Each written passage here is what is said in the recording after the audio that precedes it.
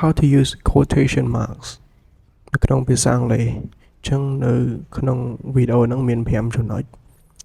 ទី1 we use quotation mark before and after direct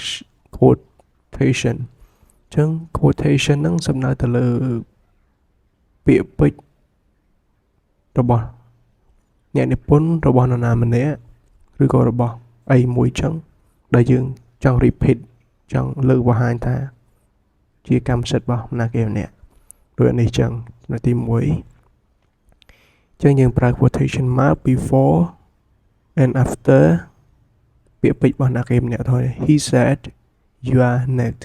ចឹងមានន័យថាយើងប្រើ quotation mark ពីមុខពាក្យ you are ហើយនឹង after នេះនៅក្នុង after next តែ comma វាទៅនៅក្នុង quotation mark ចឹងនៅក្នុងវាអាចជាវាផ្អែកទៅលើ sentence តើវានៅក្រោយឬក៏នៅមុខ he said នេះបើវានៅក្រោយយើងអាចដាក់ full stop បើវានៅពីមុខចឹងយើងអាចដាក់ comma អូខេចឹង number 2គេប្រើដើម្បី separate a direct quotation from the rest of sentence using a comma an exclamation point or question mark ចឹងនៅក្នុងនេះគេនិយាយថា what's a nice car ចឹង what is a nice car នេះគឺត្រូវបាននិយាយដោយ Alan ចឹងគេត្រូវការដាក់វានៅក្នុង quotation mark before and after តែនៅក្នុងនេះកន្លែងសញ្ញាឧទាននេះវាអាចជា question mark វាអាចជា comma វាអាចជា full stop វាផ្អែកទៅលើ sentence ផ្អែកទៅលើ position របស់វាថាវានៅក្រោយឬក៏មុខអូខេចឹងអាទី3នេះចឹង exclamation mark នឹង use one set of quotation mark to enclose quotations with two or more sentence ចឹងមានន័យថា quotation mark នឹងវាអាចប្រើ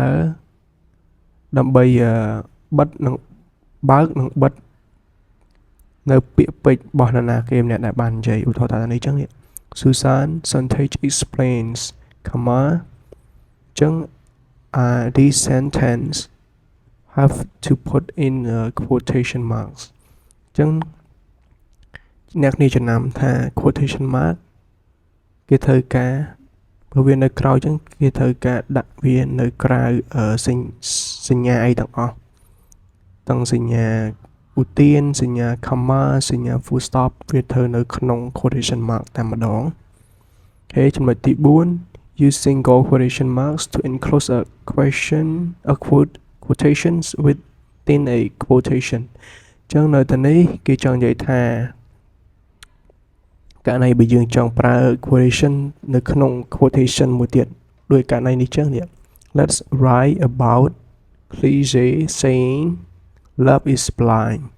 ចឹងគេចង់ដាក់ love is blind នេះនៅក្នុង quotation ពីក្នុងquotation មួយទៀតនេះចឹងគេអត់ប្រើ double quotation ទៀតទេគេប្រើ single quotation វិញនេះ love is blind នេះគេដាក់នៅក្នុង quotation ចឹងmain quotation នេះវានៅក្រៅthe whole sentence នេះដែលនិយាយទៅដោយ player អូខេ